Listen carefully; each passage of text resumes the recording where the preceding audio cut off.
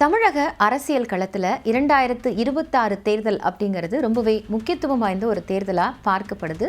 அடுத்த முறை ஆட்சியை யார் பிடிக்க போகிறார்கள், யார் தக்க வைக்க போகிறார்கள் அப்படிங்கிற எதிர்பார்ப்பும் களத்தில் இருக்கக்கூடிய புது பிளேயர்ஸோட கவனமும் இந்த முறை கூடுதலான ஒரு சிறப்பு தேர்தலுக்கு கொடுத்துருக்கு. ஆனால் தமிழக தேர்தல் களத்தை பொறுத்த வரைக்கும் தொடர்ச்சியாக 2 முறை ஒரு அரசியல் கட்சி வெற்றி பெற்றிருக்கா அப்படிங்கிற ஆய்வு அவ்வப்போது நடத்தப்பட்டுக்கிட்டே தான் இருக்குது. 2026 தேர்தலில் கூட அந்த சத்தம் அப்படிங்கிறது ஓங்கி ஒழிச்சதை நம்மளால் பார்க்க முடிந்தது.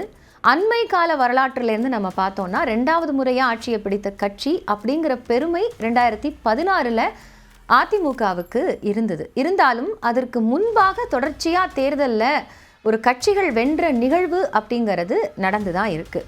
சுதந்திர இந்தியாவை பொறுத்த வரைக்கும் நடைபெற்ற 1952, 1957, 1962 தேர்தல்கள் எல்லாம் தமிழகத்தில் தொடர்ச்சியாக 3 முறை காங்கிரஸ் கட்சி வெற்றி பெற்று ஆட்சியை தக்க வச்சிருக்கு. இதில் 1952 இருக்கு இல்லையா, அது அறுதி பெரும்பான்மை கிடைக்கலனா கூட ராஜாஜி தலைமையில் ஆட்சி அமைந்தது அப்படிங்கிறது கவனிக்க வேண்டிய ஒரு வரலாற்று முக்கியத்துவம் வாய்ந்த நிகழ்வு. 1957, 1962 காமராஜரோட தலைமையில் காங்கிரஸ் கட்சி தேர்தலில் வெற்றி பெற்றிருந்தது. திமுகவும் 2 முறை தொடர்ச்சியாக ஆட்சிக்கு வந்திருக்கு. எப்போ அப்படின்னு பார்த்தோம்னா 1967, 1971 தேர்தல்களையும் திமுக இதை சாத்தியப்படுத்தியிருக்கு.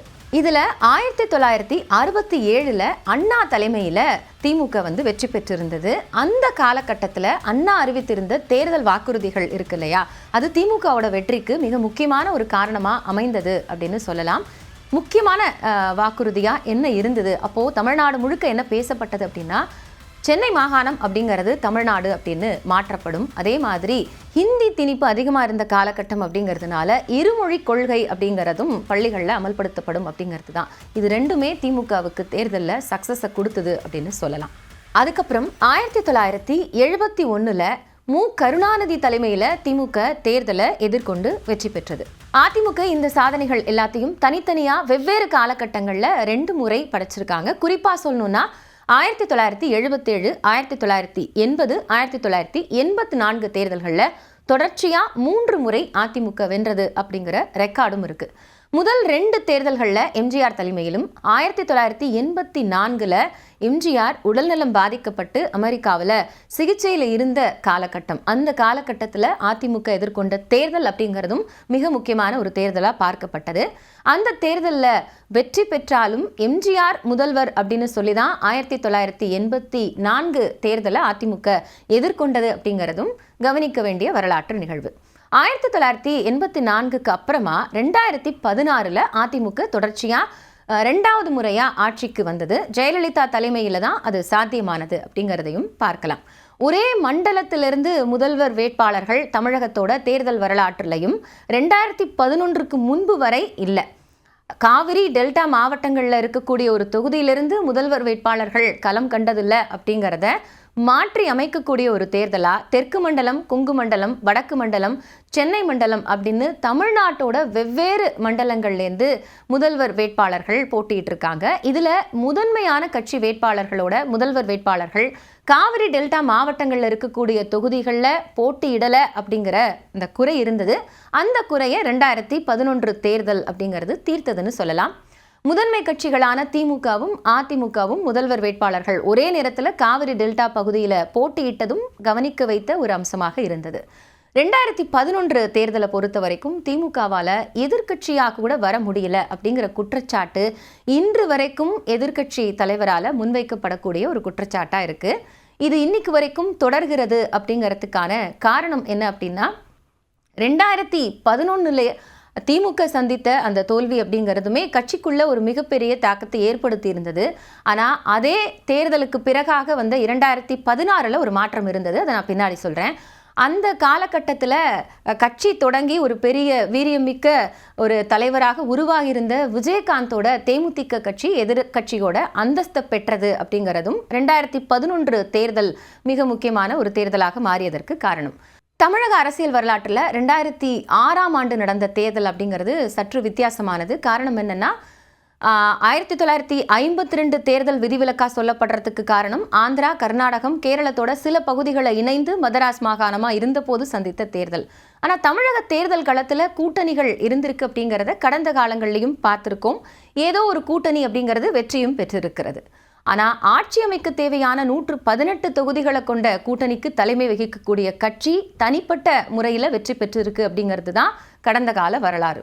2006 சட்டமன்ற தேர்தல் அப்படிங்கிறது ஆட்சி அமைக்கிறதுக்கு பிற கட்சிகளோட கூட்டணி தேவையில்லை அப்படிங்கிறத மாற்றி எழுதிய ஒரு தேர்தலா சொல்லலாம். ஏன்னா அந்த தேர்தலில் திமுக கூட்டணி, அதிமுக கூட்டணி, புதிதாக தொடங்கப்பட்ட தேமுதிக அப்படின்னு மும்முனை போட்டி இருந்தது. விஜயகாந்தோட கட்சியான தேமுதிகவுக்கு எவ்வளோ வாக்குகள் கிடைக்கும், யாருடைய வாக்குகளை அவர் பிரிப்பார் அப்படிங்கிறது கணிக்க முடியாமல் இருந்தது. இன்னைக்கு இருக்கக்கூடிய 2026 களத்தையும் நம்ம அதோட ஒப்பிட்டு பார்க்கலாம். அந்த தேர்தல் முடிவு தான் முந்தைய தேர்தல் முடிவுகளுக்கே மாற்றமாக அமைந்தது அப்படின்னு சொல்லலாம். அந்த தேர்தலில் 163 தொகுதிகளில் திமுக கூட்டணி வெற்றி பெற்றிருந்தது. ஆனால் தனியாக 96 தொகுதிகளில் தான் திமுக வென்றிருந்தது. தனிப்பெரும்பான்மைக்கு 22 இடங்கள் குறைவாக இருந்த நிலையில் காங்கிரஸ், பாமக, இடதுசாரிகளோட ஆதரவோடு தான் திமுக தனியாக ஆட்சி அமைத்தது. கடைசி வரைக்கும் காங்கிரஸ் ஆதரவோட 5 ஆண்டு காலத்தை திமுக நிறைவு செய்தது. இருந்தாலும் இதற்கு முன்பு முதன்மை கட்சியாக தனியாக அறுதி பெரும்பான்மை பெறாமல் இருந்ததில்லை அப்படிங்கிறது குறிப்பிட வேண்டிய ஒரு விஷயம்.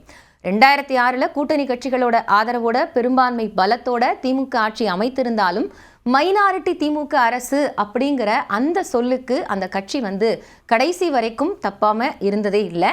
10 ஆண்டுகள் கழித்து 2016 தேர்தல் அப்படிங்கிறது தான் திமுக தோல்வியடைந்தாலும் 89 தொகுதிகளில் வென்று வலுவான ஒரு எதிர்க்கட்சியா உருவெடுத்த காலகட்டம் அப்படின்னு சொல்லலாம். இப்போ வரைக்கும் இவ்வளவு தொகுதிகளை ஒரு எதிர்க்கட்சி தமிழக சட்டமன்ற தேர்தலில் பெற்றதில்லை அப்படிங்கிற வரலாறை திமுக படைத்திருந்தது. ஆனா தனிப்பெரும்பான்மை இல்லாம ஆளுங்கட்சியாகவும் அதிக எண்ணிக்கையில எம்எல்ஏக்களை கொண்ட எதிர்க்கட்சியாகவும் திமுக பங்காற்றி இருந்தது அப்படிங்கிறதும் இந்த தேர்தல் முடிவுகள் சொல்லக்கூடிய செய்தியா இருக்கு. ஸோ கடந்த காலங்களில் கிட்டத்தட்ட 50 ஆண்டுகளாக திராவிட கட்சிகளில் திமுகவும் அதிமுகவும் இருந்த காலகட்டங்களில் அந்த வெற்றி அப்படிங்கிறது மாறி மாறி இருந்தாலும் சில சந்தர்ப்பங்களில் 2 கட்சிகளுக்குமே தொடர்ச்சியான வெற்றி அப்படிங்கிறத பார்க்க முடிந்திருக்கிறது. 2026 சட்டமன்ற தேர்தல் 4 முனை போட்டியாக மாறி இருக்கக்கூடிய காலகட்டத்தில் அந்த தொடர்ச்சியான வெற்றி அப்படிங்கிறது சாத்தியமா, அல்லது இந்த முனை எந்த மாதிரியான நிகழ்வுகள் மாற்றத்தை எதிர்நோக்கி இருக்கும் அப்படிங்கிற பல கேள்விகள் இருக்கிறது. அது முழுசா தெரிய வரது அப்படிங்கிறது தேர்தல் முடிவுகளை பொறுத்து தான் இருக்கும்.